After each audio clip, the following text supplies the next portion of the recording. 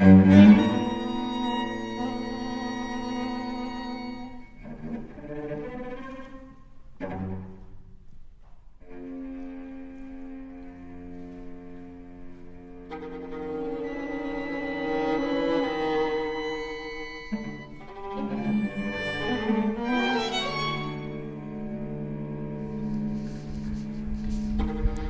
come to the ruins of the Tempelherrenhaus. The building was converted during Weimar's classical era from an old greenhouse into a lounge area in the park for the ducal court, but it was destroyed in 1945 during a bombing raid on the town.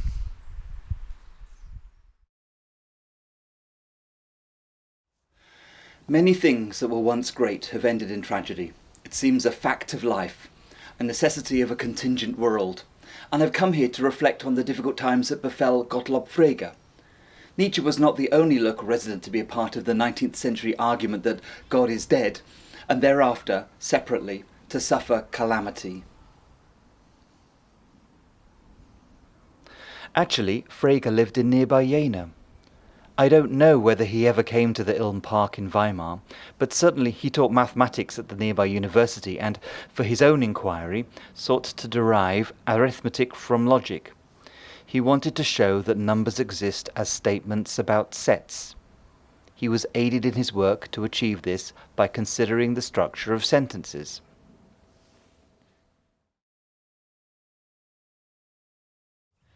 Consider the sentence, "Peter is musical." It can be divided into two sections, the subject and the predicate. Peter is a subject, and is musical is a predicate, which typically consists of a verb and the words governed by the verb. Frege argued that the predicate had another attribute. He said it should be considered as a concept, referring to an idea, in contrast to the subject, which was a noun and refers to an object. Frege pointed out that a predicate could be seen as analogous to a mathematical function. An example of a functional expression in mathematics is x squared plus x, whereby x is a free variable. Like any function with a free variable, it can take an argument and produce a value. In this case, if the argument is 3, then the function becomes 3 squared plus 3, and the value produced is 12. 3 squared makes 9, plus 3 makes 12. A subject-predicate sentence works in the same way. X is musical can take an argument such as Peter and produce a value, a truth value, a state of affirmation or refutation as to whether it applies to the subject. In this case, the sentence affirms that Peter is musical. The sentence, "Peter isn't musical," would refute that Peter is musical. Here's another example. The capital of X is Berlin.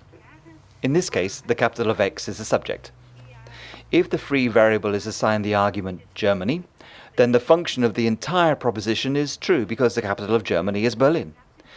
If the free variable is assigned the argument France, then the function is false because the capital of France is not Berlin.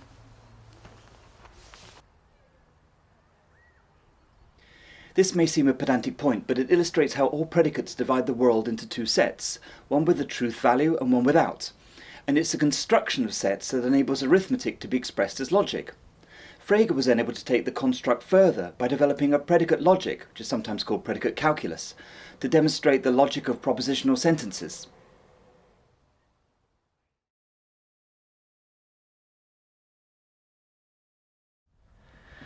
Before Frege, Aristotelian logic had remained mostly unchanged for over 2,000 years, but now it was possible to address one of the outstanding difficulties. Peter is musical, all people are musical, and some people are musical are all straightforward propositions, but the statement nobody is musical is not. If the sentence is placed in a context, then it can make sense. There are lots of people in the room, but nobody's musical. However, as a proposition in isolation, it doesn't make sense. Who is this nobody that's musical? Here are some other examples. Bertrand Russell used to use the example, "The King of France is bald." He said the sentence didn't make sense because there was no King of France anymore, and so how could such a person be bald?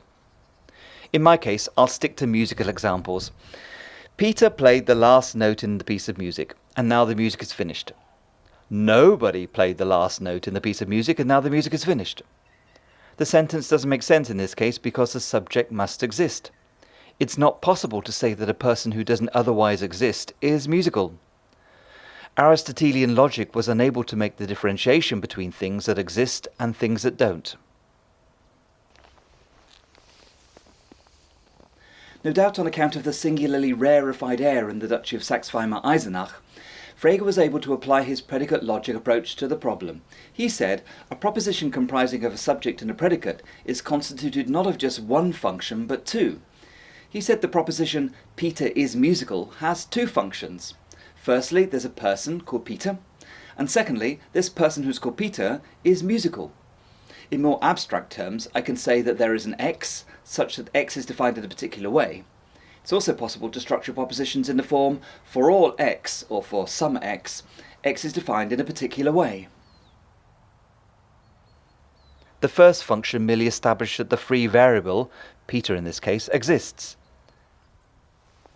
Frege described these existential functions as operating at a different procedural level. He called them second-level functions because they were only able to apply to the existence of concepts. They cannot say anything about the subject of a proposition. For instance, the sentence Peter exists is not to be considered a standard subject-predicate proposition because it cannot be divided into two functions.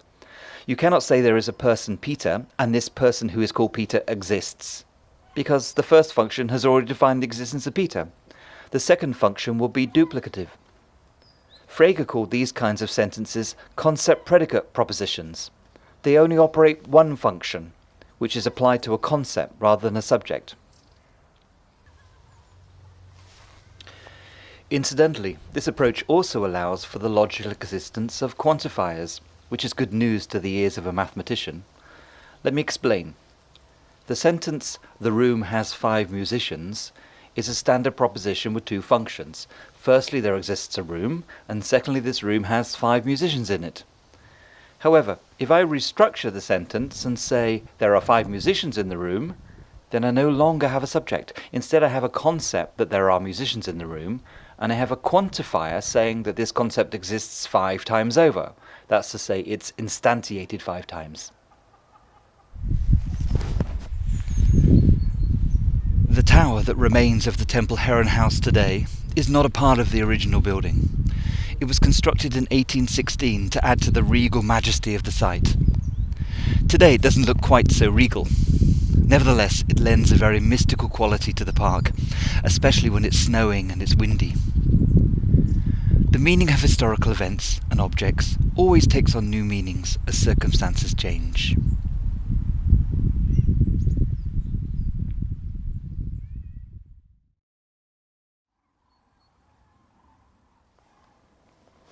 And so it goes with religious truth. During the era of medieval scholasticism, scholars sought ways to use Aristotelian logic to prove the existence of God. It wasn't enough to have a revealed faith in God. The nature of his existence also needed to conform to reason. Saint Anselm of Canterbury, writing in the 11th century, had defined God as that compared to which nothing greater can be conceived. His point was that if God's existence is not infinite and merely limited to the human mind, and is therefore subject to the refutation of atheists, then, given the mind itself is limited, an even greater being must logically be possible, one which exists both in the mind and as an infinite entity outside the mind. However, if Anselm's argument is subjected to Frege's predicate calculus, then the sentence, "God is that compared to which nothing greater can be conceived," is given two functions. Firstly, there is a God, and secondly, this God is that compared to which nothing greater can be conceived. If the predicate is shortened, the calculus becomes, "There is a God," whereby God is defined in a particular way. And even shorter, "There is a God," whereby God exists. Consequently, Frege has demonstrated how Anselm's ontological argument, by using a single function, has failed to prove the existence of God. It's represented God as merely a mental concept and not as an entity outside of the mind. The medieval ontological argument for the existence of God is consequently debunked. It wasn't an argument that concerned only the scholastics because it reached to the heart of meaning and ultimately the mind-body problem. Descartes had wrestled with the same issue. He said, God is that mind-independent being who by definition is perfect. Any atheist can agree to this definition because it's mind-dependent. It's merely a linguistic definition. However, it follows from the definition that a perfect being is a being that possesses all attributes of perfection, and that if God doesn't actually exist, he would have an imperfection, that of non-existence, which would be a logical contradiction. Consequently, the atheist must accept that God exists as mind-independent to satisfy his definition of what God is as a mind-dependent entity. But then comes Frege. Predicate calculus shows how the sentence, God is that being who by definition is perfect, comprises of two functions. Firstly, the subject, there is a God, and secondly, the predicate, this God is perfect. In this case, the proposition is a subject-predicate proposition, but its truth value is merely a statement of belief and does not imply anything else beyond the context of the sentence.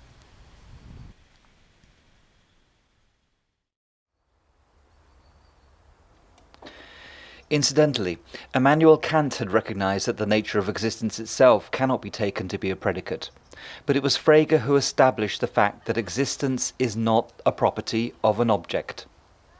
And furthermore, despite being primarily a mathematician, Frege also recognized the mind-body implications of his work. He had no solution to the problem of how the correspondence between the propositional object or concept of a sentence, as conceived by the mind, and its equivalent in the real world might work. He reverted to the notion of Platonic forms, and talked about a third metaphysical realm separate from the worlds of mind and mind-independent reality, where ideas such as musical and perfect possessed a different kind of reality of their own. Michael Dummett, who was a major scholar on the works of Frege, suggested the mathematician was essentially a realist who could not support the ideas popular in his time, either the verificationist rejection of the law of bivalence resulting from the displacement of the notions of truth and falsity from a central position in a theory of meaning, or its popular alternative, given that the idealism of his day was entangled with an irrelevant psychologism. Frege's work went on to have great value to others. Bertrand Russell's great project thereafter was to attempt the application of logic not only to arithmetic, but to the whole of mathematics. Even today, Frege is frequently spoken of in the public domain as being considered the grandfather of logic, and also the grandfather of language analytics. His work can be seen to have inspired the entire generation of logical positivists, whose ideas dominated much of intellectual thought during the first half of the 20th century. My inquiry will return to the ideas of some of these figures later. But regrettably, Frege's own work ended in tragedy. His book, The Foundations of Mathematics, published in 1902, was read by the young Russell at Oxford, who noticed a flaw in the use of logic to define sets, the very sets that were the foundation of Frege's entire approach.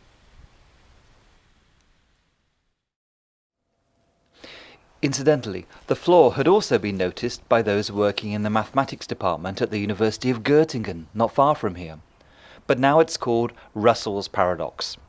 It was Russell that sent a postcard pointing out the problem to Frege, and in doing so, demolished the older man's entire life's work. Russell said that there was a contradiction in the logic of sets. He pointed out that some sets do not contain themselves, and yet it's always possible to arbitrarily specify a set as a member of itself. This means that all sets that do not contain themselves must simultaneously contain themselves. Let me explain the problem more carefully. I'm not a mathematician, but I'll try to use a musical context. Let's say I want to demonstrate Russell's paradox in the practice rooms of a music conservatoire. I prepare 10 rooms and 10 pianists, whereby each pianist will go into a separate room. I tell the 10 pianists that when they're in the room, they don't have to actually play the piano in the room, but they must write a list of everything in the room, everything except themselves, and leave the list in the room when they depart. The task doesn't take long because these are piano practice rooms, and piano practice rooms in all music conservatoires are sparsely furnished.